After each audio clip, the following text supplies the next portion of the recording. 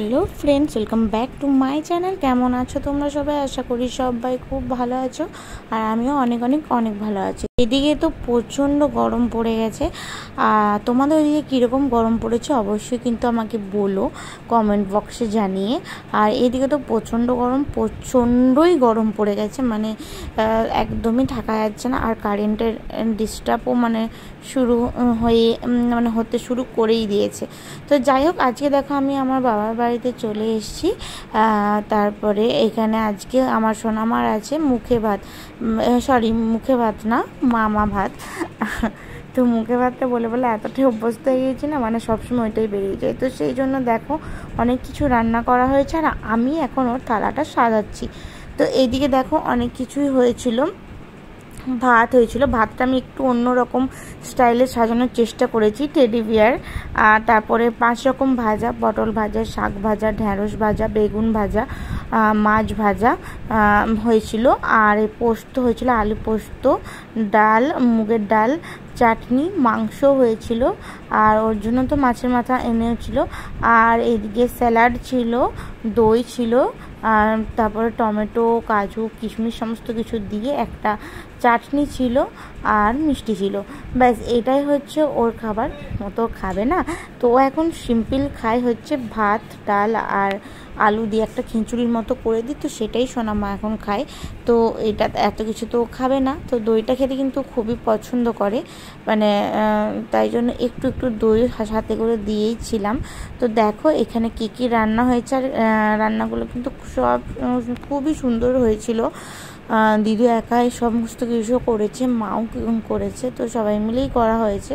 তো এইটুকু টাইমের মধ্যে যেহেতু তোমাদের দাদাভাই আমাকে দিতে এসেছিলো, তো তোমার দাদাভাই আর আসতে পেতো না এখন মাঝখানে, তো সেই জন্য সেই দিনই মা ওটা মামা ভাতটা অ্যারেঞ্জ করেছিল।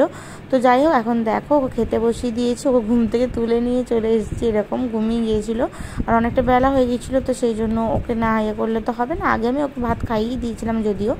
তো এখন দেখো দই খাচ্ছে, আমি একটু দই খাই দিলাম, আর ওর মামা ওকে খাই দিল একটু ভাত, যেহেতু দিতে হয় মুখে, যেহেতু আগে একটু খেয়েছিল, এখন আর ওকে বেশি দেবো না। ও খাওয়া দাওয়া করে স্নান টান করেই কিন্তু ঘুমাচ্ছিল। তো তারপরে আমি ওকে ঘুম থেকে তুলে নিয়ে এলাম, যেহেতু 2টো প্রায় বেজে গেছে, এরপরও না উঠলে কিন্তু মুশকিল আছে, তো সেই জন্য।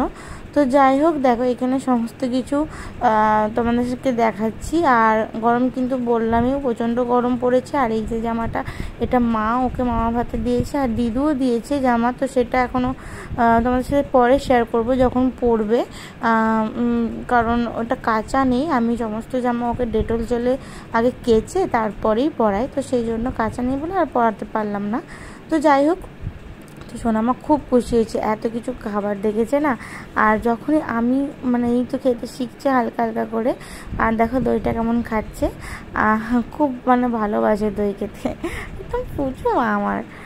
আর তারপরে যেহেতু এই খেতে শিখেছে, ওর সমস্ত কিছুই খাবার প্রতি ওর একটা আকর্ষণ আছে, খেতে চাই সমস্ত কিছুই। তো যাই হোক, দেখো আমি এখন গাজরটা ধরিয়ে দিচ্ছি।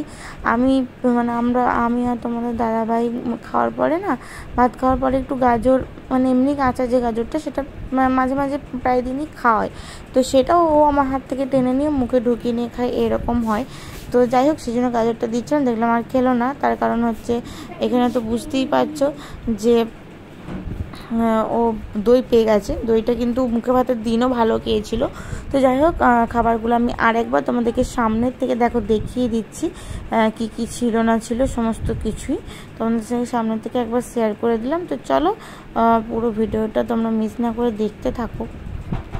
খুব শিগগিরই তোমাদেরকে মুখে ভাত প্রসাদের যে ভিডিও, সেটাও আমি তোমাদের সাথে শেয়ার করব। তার কারণ হচ্ছে মুখে ভাতের যে ভিডিওটা, সেই দিনে তো বলে বাবা মাকে দেখতে নিয়ে, তো সেই জন্য আমি কোনো ভিডিও করতেও পারিনি। আর সেই সময় আমি এতটাই ব্যস্ত ছিলাম যে কাউকে বলতেও পারিনি যে দেওয়ার জন্য, ভিডিও করে দেওয়ার জন্য, তো সেই জন্য দিতে পারিনি।